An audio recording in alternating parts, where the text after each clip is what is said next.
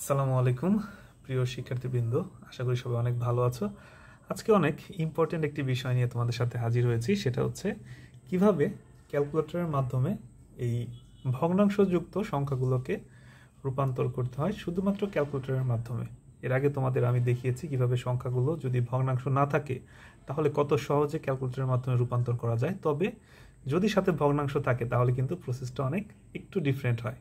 তুমি হয়তো ইন্টারনেটে অনেক ক্লাস দেখেছো, অনেক খুঁজেছো, কিন্তু এই ভিডিও হয়তো পাওনি। তো আশা করি আজকে তোমাদের এই সমস্যাটার সমাধান হয়ে যাবে যে কিভাবে ক্যালকুলেটরের মাধ্যমে ভগ্নাংশযুক্ত সংখ্যাও রূপান্তর করা যায়। শুধু তাই না, আমি পর্যায়ক্রমে কিভাবে এই ভগ্নাংশের যোগ বিয়োগগুলো ক্যালকুলেটরের মাধ্যমে করা যায় এবং দুইয়ের পরিপূরক যে অঙ্কগুলো আছে সেগুলো কিভাবে অ্যান্সার বের করা যায় ক্যালকুলেটরের মাধ্যমে, সেগুলো কিন্তু আমি পর্যায়ক্রমে তোমাদের আপলোড করব। তো আমরা কথা না বেরিয়ে চলে যাই। শুরুতেই তোমাকে ক্যালকুলেটরটাকে কিন্তু এই মোট যে বিষয়টা আছে বেস, এটা সম্পর্কে তোমার ধারণা থাকতে হবে। তোমার যদি একদমই ধারণা না থেকে থাকে তাহলে তুমি আমাদের প্রথম ক্লাসটা ক্যালকুলেটর হ্যাক্স এর প্রথম ক্লাসটা করে নিতে পারো।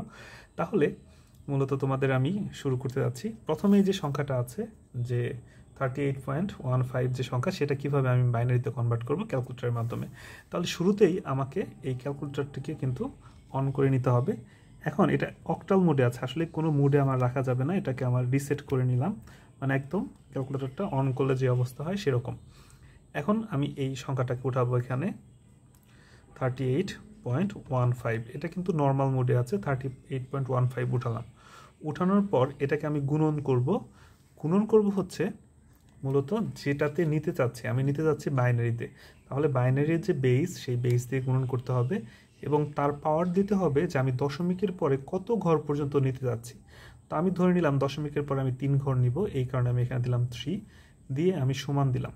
তাহলে এটা দিলে হবে কি, একটা কিন্তু তোমার ডেসিমেল সংখ্যায় একটা অ্যান্সার এসেছে। তো এখন আমার মোডটা চেঞ্জ করে নিতে হবে।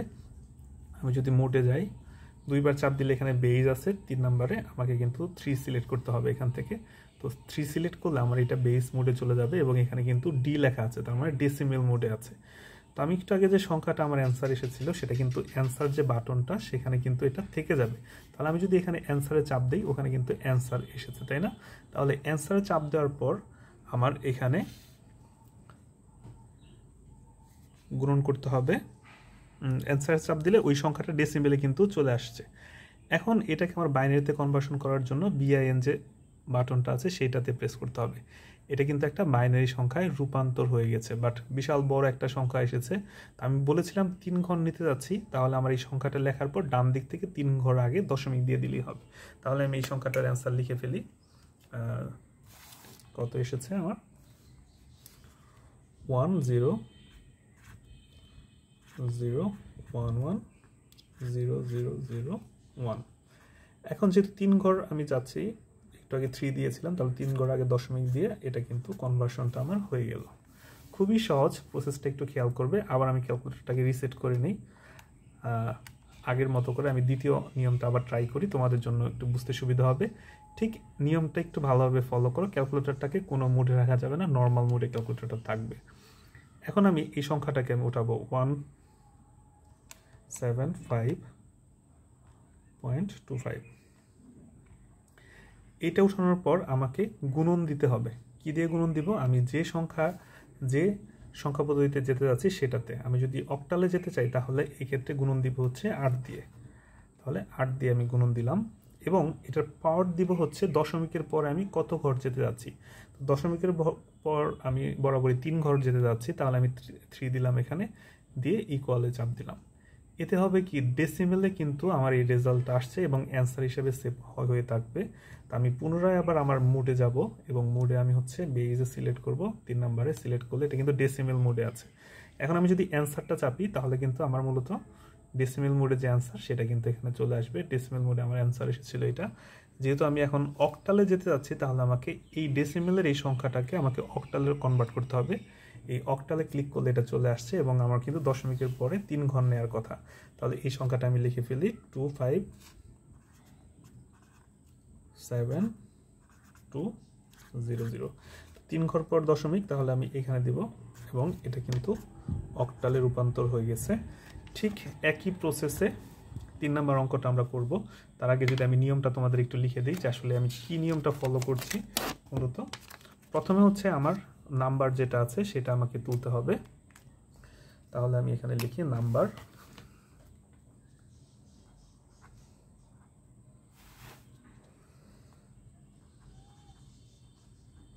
ইন্টু বেস, আমি যেটাতে যেতে যাচ্ছি ওটার বেস দিয়ে গুণ দিব, এবং দশমিকের পরে কয় ডিজিট নিতে যাচ্ছি সেটা আমাকে পাওয়ার হিসেবে এখানে সেটা দিতে হবে। এই হচ্ছে আমার সূত্র। তাহলে ঠিক এই সূত্রটা অ্যাপ্লাই করে যদি আমি এই 3 নম্বর অঙ্কটা করতে চাই তাহলে নাম্বারটা আমাকে উঠাতে হবে। আমি ক্যালকুলেটরটা কিন্তু প্রতিবার রিসেট করে নিচ্ছি, কারণ ক্যালকুলেটরটাকে নর্মাল মোডে রাখতে হবে। এখন এখানে লিখতে হবে হচ্ছে 2479, তাহলে 2479.50। এটা মূলত আছে হচ্ছে ডেসিমেলে এবং আমি হেক্সাডেসিমেলে যেতে। তাহলে কি করতে হবে, আমি নাম্বারটা লিখেছি, এখন বেস দিয়ে গুণন করতে হবে। কার বেস? যেহেতু আমি হেক্সাডেসিমেলে যাচ্ছি তাহলে 16 দিয়ে আমাকে গুণন করতে হবে। তাহলে গুণন 16, এবং এটার পাওয়ার দিতে হবে কত? পাওয়ার দিতে হবে হচ্ছে আমি দশমিকের পরে কত ডিজিট আমি নিতে যাচ্ছি সেটা আমাকে এখানে দিতে হবে। তাহলে আমি দশমিকের ডিজিট পরে আমি বরাবর 3 ডিজিট আমি নিতে যাচ্ছি, তাহলে আমি 3 দিলাম। এখন ইকুয়াল দিলে যে রেজাল্টটা এসেছে এটা মূলত একটা ডেসিমেল মান, তাই না? এবং এটা অ্যান্সার হিসেবে সেভ হয়ে থাকবে। বরাবরের মতো আমি হচ্ছে আবার মোডে চাপ দিব 2বার, তাতে যে বেস আছে 3 নাম্বারে আমি 3 প্রেস করলে এটা কিন্তু বেস মোডে চলে যাবে, এবং এখানে ডি লেখা মানে ডেসিমেল মোডে আছে, এবং আমি যদি অ্যান্সারটি চাপি তাহলে ডেসিমেল মোডে আমার ওই অ্যান্সারটা চলে আসছে। এখন আমার কনভার্ট করতে হবে কিসে? হেক্সাডেসিমেলে। তাহলে হেক্সাডেসিমেলের আমি এখানে চাপ দিই ACX, এটাতে যদি চাপ প্রেস করি তাহলে কিন্তু হেক্সাডেসিমেল ভ্যালু চলে আসছে, এবং আমার 3 ঘর পরে দশমিক হবে। তাহলে আমি এটা এখানে লিখি হচ্ছে 9AF F800। যেহেতু দশমিকের পরে আমি 3 ঘর নিয়েছি, এই পাশ থেকে 3 ঘর আগে আমি একটা দশমিক দিব, এবং এটার আমি বেসটা দিয়ে দিচ্ছি, এটা হেক্সাডেসিমেল মান চলে আসলো। ঠিক একইভাবে আমরা এই অক্টাল পদ্ধতিতে যোগ বিয়োগ, হেক্সাডেসিমেল পদ্ধতিতে যোগ বিয়োগ, ভগ্নাংশ সহ সেটাও কিন্তু আমরা করব এবং পর্যায়ক্রমে পরবর্তীতে ভিডিওতে দেখাবো। তো এই জিনিসটা যদি তোমার অনলাইনে অনেক খুঁজেছি পাইনি, আজকেই প্রথম পেলাম, যদি এমন হয়ে থাকে অবশ্যই কিন্তু আমাকে জানাবে কমেন্ট সেকশনে। তাহলে এগুলো তোমার কমেন্টগুলো দেখে হয়তো আমি মানে আগ্রহ তৈরি হবে আমার নতুন ভিডিও বানানোর জন্য। অবশ্যই তুমি এটা লাইক করবে এবং কমেন্টে জানাবে এবং ফ্রেন্ডদের সাথে শেয়ার করবে, এবং পরবর্তী ভিডিওতে অন্যান্য কনভার্সনগুলো কিভাবে দেখানো হবে, যে বাইনারি থেকে কিভাবে অক্টালে যাওয়া যায় সেগুলো আমরা তোমাদের দেখাবো পর্যায়ক্রমে। প্লেলিস্ট চেক করলে তোমরা পেয়ে যাবে। তো সবাই ভালো থাকো, ধন্যবাদ।